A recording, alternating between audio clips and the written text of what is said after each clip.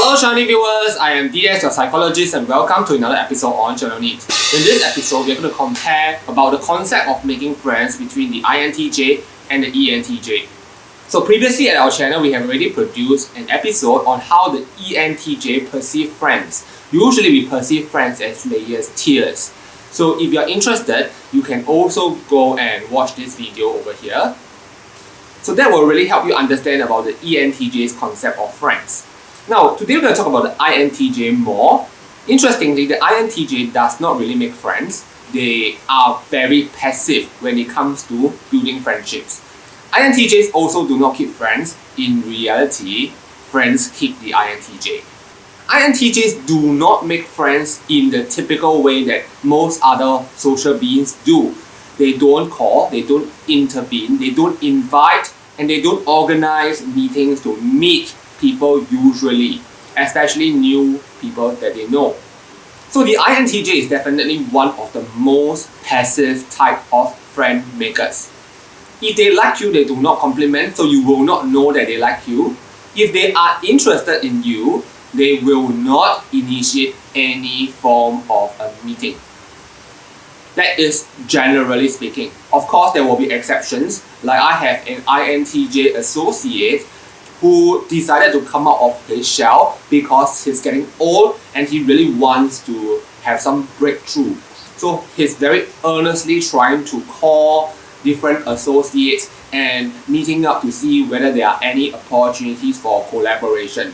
So in this case, he also acknowledges that this is very atypical of him and is making him feel very uncomfortable, but he has to do it for his business. So that would be an isolated example because I think the INTJ is also very unlikely to classify associates as friends, just like the ENTJ draws very clear boundaries.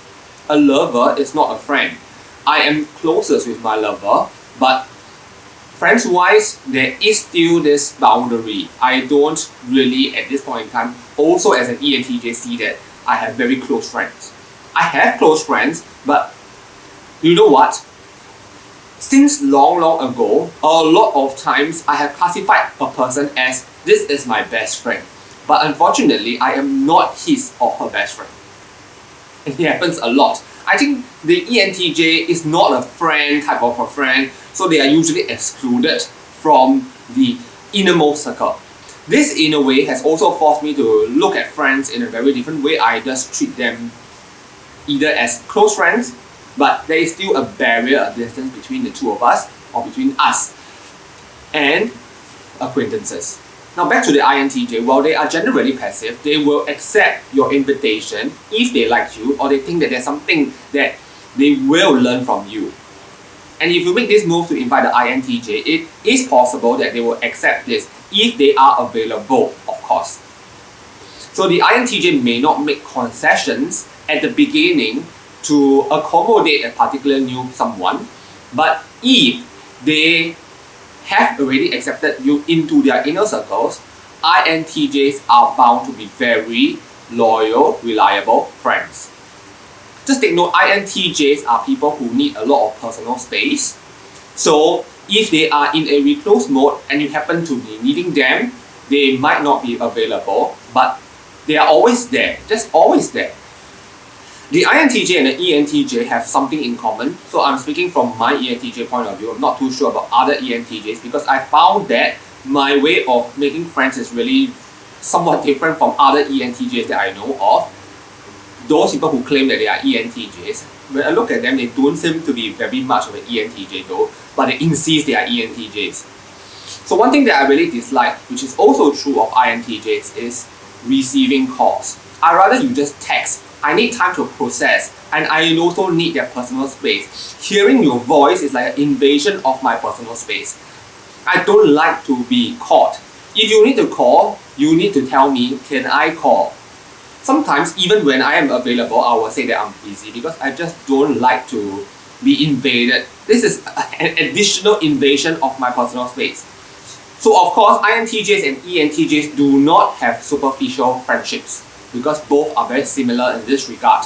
However, INTJs are more likely to have close group of friends that they actually have friendship for a very long time, which means say since maybe their secondary school days, they can actually move towards adulthood and can last for 20 years and for a lifetime. But for the ENTJ, this may not be the case. At least for this ENTJ, I have not had friends that actually have lasted more than 10 years. But this does not make me a loser. Why? Because I'm perfectly fine with no close friends. There are friends that I maintain in what I call tier 2 and tier 3, and we have contact every now and then, and that's comfortable enough for me. I don't need someone that is very close with me. That kind of a space is usually meant for a lover or partner. So the INTJ and the ENTJ may be very similar in the number of friends that they have. If you ask an INTJ, how many friends would you consider your friends? And an ENTJ as well, the number is likely to be very small. Very interestingly, INTJs may form friendships easier with ENFPs, but ENTJs may form friendships easier with other J types. So in my circle of friends, I think ENFJs may tend to be a more stable type of individual that I may have a more lasting friendship with. Once the INTJ confirms you as a friend, then they will be there for you. The ENTJ too.